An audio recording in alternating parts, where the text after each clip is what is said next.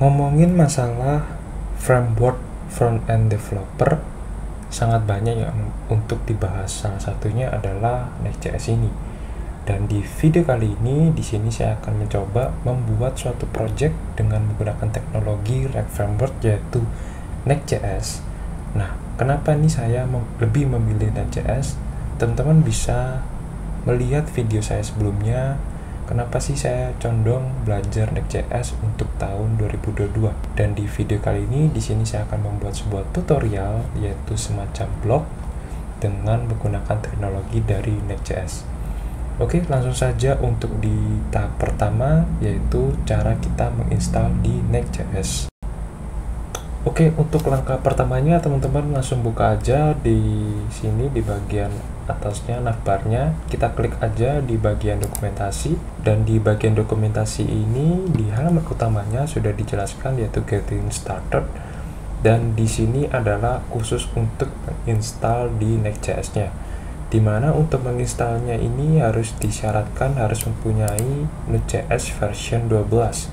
Nah, jika teman-teman belum menginstal Node.js version 12 ke atas, teman-teman bisa cek di sini di halaman node.js.org. Teman-teman bisa menginstal terlebih dahulu.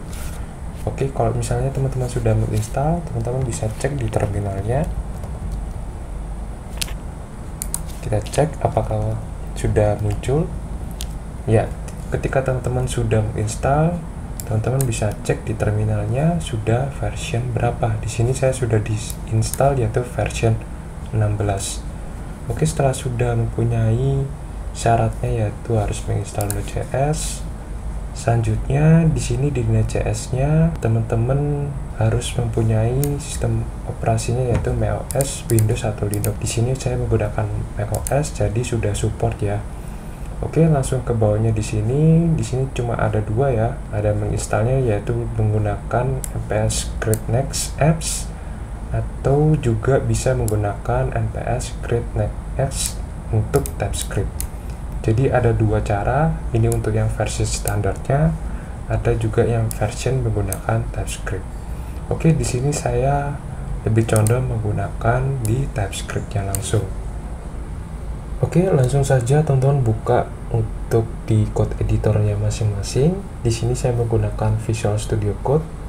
Teman-teman bebas menggunakan Visual Studio Code atau Atom atau Sublime Text. Saya tidak menyarankan Visual Studio Code, jadi teman-teman bebas menentukan untuk code editornya. Nah, karena di sini saya menggunakan Visual Code, jadi teman-teman langsung aja buka di terminalnya. Bisa lihat di sini di bagian sini, tinggal klik terminal di New Terminal.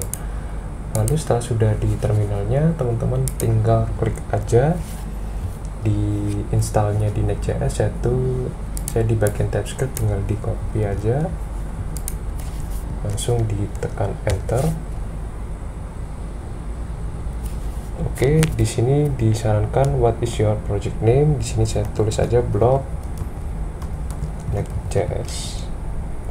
Oke, langsung terinstall.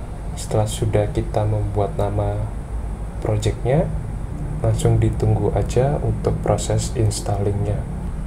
Oke, setelah sudah terinstall, di sini sudah muncul folder yang ada di Next.js ya. Pastinya ada pages, public, dan styles.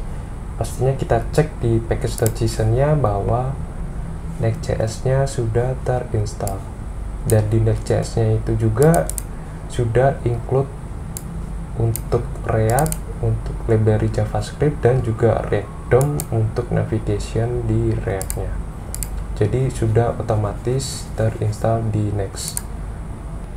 Oke, sebelum kita membedah struktur folder yang ada di Next.js, di sini saya membagi sharing aja extension yang saya pakai dalam membuat project di Next.js. Nah, kita langsung buka aja di extension di VS Code-nya. Oke, jadi di sini yang penting aja ya, karena di sini saya juga bercampur dengan project yang lain. Dan untuk di Next.js yang pastinya yang paling penting yaitu kita harus install IS7 ya. Di sini berisi snippet untuk React ya pastinya, karena di Next.js ini dasarnya dari React dan kita harus mengharuskan untuk snippet di ES7-nya ya, extensionnya, biar kita memudahkan ketika kita menulis untuk React-nya. Selain itu juga ada ESLint, pastinya nanti saya akan melakukan install di ESLint-nya. Dan selain itu juga ada Path IntelliSense. Jadi ketika kita membuat import export dibantu dengan Path IntelliSense, jadi biar kelihatan untuk lokasi filenya dengan menggunakan Path IntelliSense. Dan saya juga ada Prettier pastinya ya, ini adalah extension sejuta umat untuk para developer, harus diinstal untuk Prettiernya. Dan yang lainnya tambahan ya teman-teman ya, untuk memperindah atau mempercantik kode bisa menggunakan Beautifully, atau juga yang biasanya sering komen di scriptnya bisa menggunakan Better Comment, jadi biar lebih memudahkan kita untuk mengingat untuk function-function apa yang dibutuhkan. Selain itu juga ada bracket closure ya, pastinya closure ini membantu misal kelupaan ya kok ada kurung tutup, bisa menggunakan bracket pair. Oke, itu saja yang penting ya, extension yang penting dalam menggunakan project di Next.js. Selain itu juga setelah kita sudah menginstal extension di VS Code-nya, di sini saya untuk konfigurasi di save-nya ya. Jadi ketika kita membuat develop program project, biasanya kita nge-save ya, nge-save setiap kali ada perubahan. Nah, di sini di VS Code-nya saya men-settingkan terlebih dahulu. Jadi di bagian settingnya untuk save-nya saya buat untuk auto save. Nah, di bagian auto save-nya di sini saya ubah untuk on focus change ya. Jadi ketika kita mengetik aja sebuah function, selesai sudah membuat function, maka di browsernya langsung sekaligus berubah langsung ya. Jadi yaitu on focus change. Jadi teman-teman langsung ubah. Tapi ini bebas ya, tergantung developernya nanti atau kitanya sendiri enaknya menggunakan tombol shift, Ctrl Shift, Ctrl S, atau langsung secara otomatis dari VS Code-nya ya, yaitu tinggal on focus change. Nah, selain itu juga formatnya yang pastinya ya, format on save-nya ini harus dicentang juga. Jadi ketika kita save-nya itu, maka Prettiernya juga secara defaultnya ini ya, secara defaultnya langsung mengubah sesuai sistemnya dari Prettiernya itu sendiri.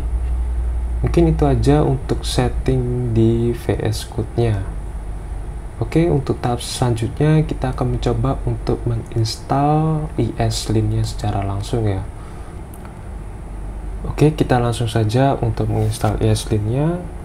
Jadi untuk fungsi di ESLint-nya ini sendiri memudahkan kita ketika kita membuat script, membuat function, itu dibantu untuk penulisan ESLint-nya karena sesuai standar untuk para developer, jadi semakin rapi dan lebih struktur. Jadi sangat cocok ya teman-teman ya, kok kita menulis script tinggal dibantu oleh dari ESLint itu sendiri. Oke, langsung saja kita ketik aja untuk installnya di ESLint, yaitu ESLint /init. Jadi seperti ini untuk menginstal ESLint-nya.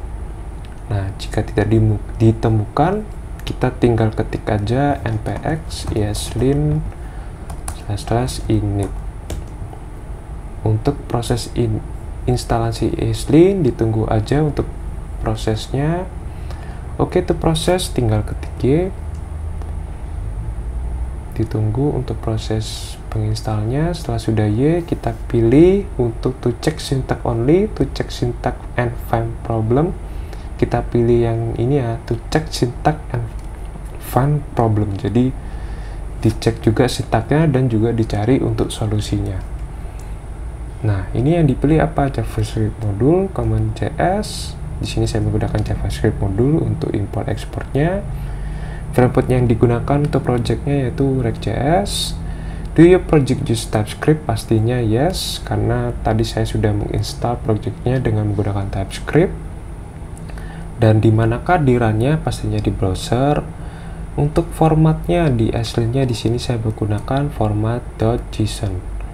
Nah, would you like to install now with npm? Pastinya iya, saya menggunakan npm. Lalu setelah sudah diproses semua installannya, ditunggu aja untuk proses install ESLint. Oke, setelah sudah muncul, maka selanjutnya kita cek di projectnya. Di sini sudah terinstall ya .eslint.json karena tadi formatnya adalah .json. Oke, di sini kita lihat. Nah, jadi sudah muncul ya, di sini sudah disettingkan untuk ESLint-nya di dalam project, dan di sini ada semacam rule. Nah, rule ini nanti kita gunakan ketika script ada error, kita bisa menggunakan semacam rule ini. Oke, itu saja untuk proses install project pertama menggunakan Next.js. Di sini saya sudah melakukan install di Next.js-nya dan juga sharing untuk masalah extension yang diperlukan, dan juga sekaligus untuk menginstal ESLint-nya di dalam project. Nah, untuk di video selanjutnya di sini saya akan membahas satu persatu untuk struktur folder yang ada di Next.js dan untuk styling yang saya akan gunakan untuk di project di Next.js kali ini. Oke, sekian saja dari video kali ini. Jika ada kendala atau masalah bisa chat di komen di bawah. Oke, see you in the next video.